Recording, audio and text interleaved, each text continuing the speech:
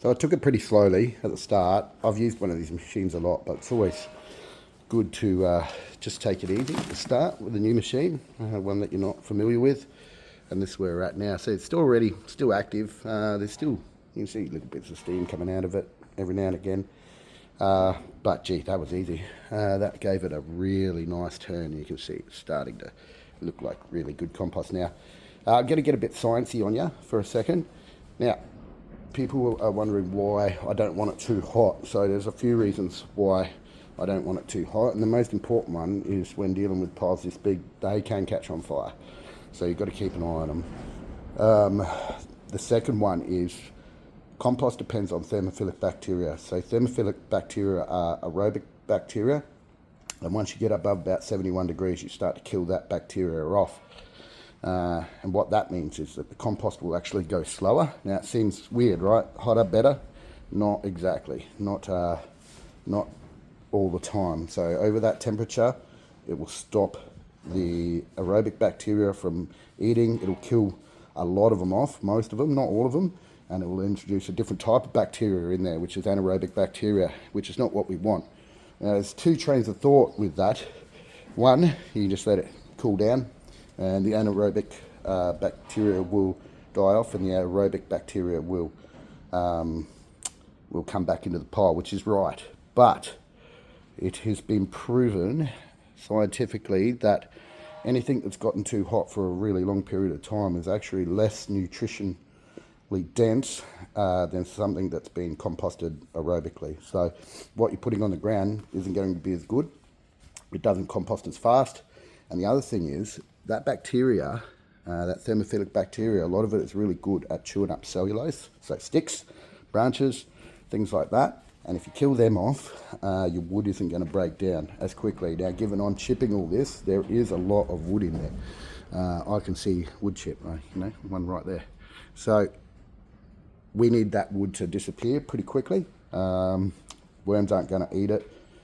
But the good thing is we've cooked the seeds. We've probably sanitized it, which is in parts, which is not really what I want.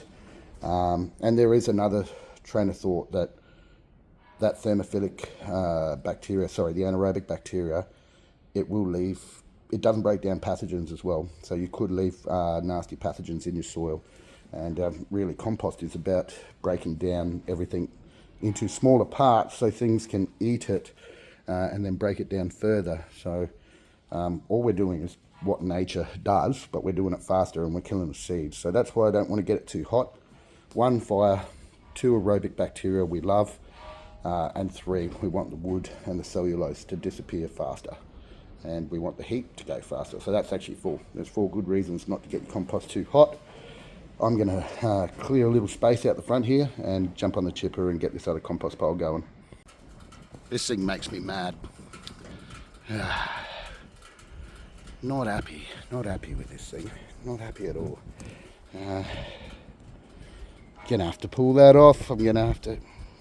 Shouldn't have to do this stuff with new equipment, especially supposedly commercial equipment. So gonna have to pull that apart. You beauty. So the rain's coming over again. You beauty. This is what was holding this up. This is what was making that belt smoke. Literally some kumquats and a little branch. See the kumquats in there? So that bottom bit is full of kumquat and it is stopping this big rotor going around. This thing is a piece of cake. Who loves cake? I love cake. It's unblocked. Let's see how we go. I got 7 kumquats out of there that were blocking it up. That's sarcasm. Is it? I don't know.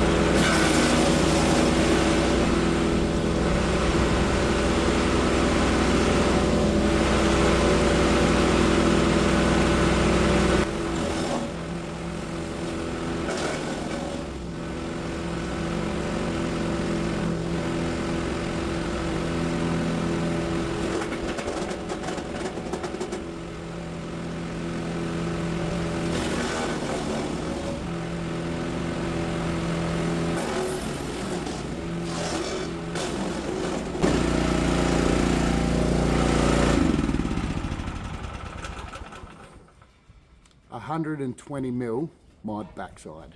That was 50 mil. It's not hardwood, it's a bloody kumquat tree.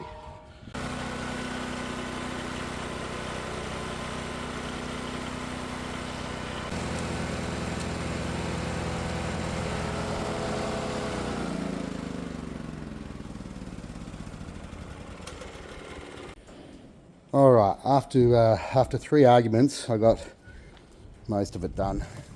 Chopped it down to a nice small pile, lots of green in there. It'll heat up a little bit, it's not big enough to get super hot. This thing, no such problems for this machine.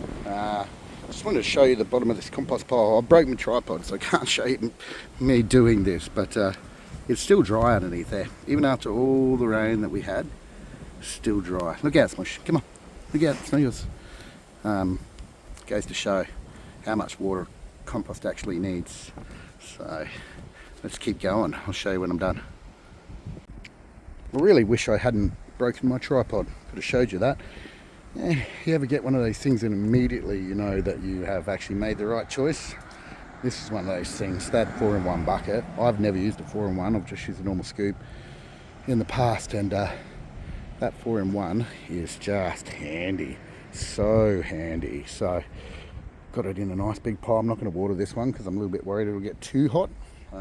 Not too worried, but that was steaming. That stuff that we started a couple of weeks ago, that wood chip, that first load of wood chip we did, that was steaming away nicely underneath there. So I've mixed that in a little bit, made the pile nice and big.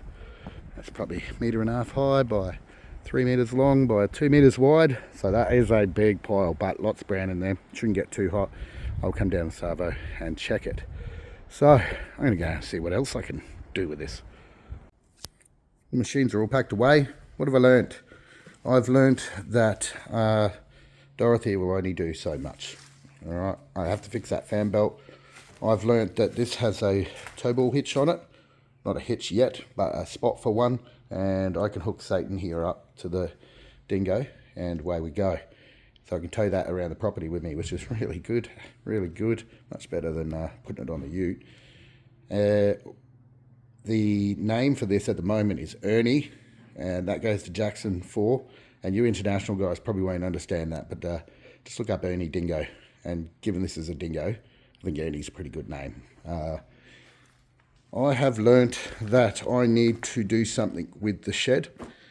I'm thinking about putting pallets between those bits of C-channel, and then I've got some chipboard and other assorted materials that I can then put on to the pallets, and that will give me a nice strong backing. I'm not sure if that explains it very well, but yeah, pallets, strong wood, you know, like 2400 by 1200 sheets or something like that. Not sure yet, but they're not strong enough and there's too many gaps in them.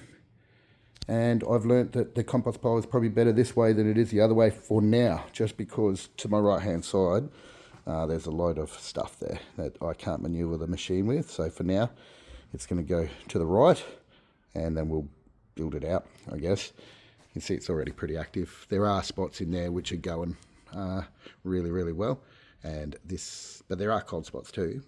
But I think this mix will get it much more even, I would think. We let a lot of that heat out, and I can't see it getting back up to the temperatures it was. So I hope you guys had a wonderful day.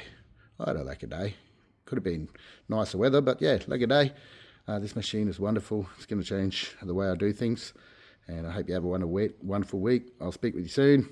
Bye now.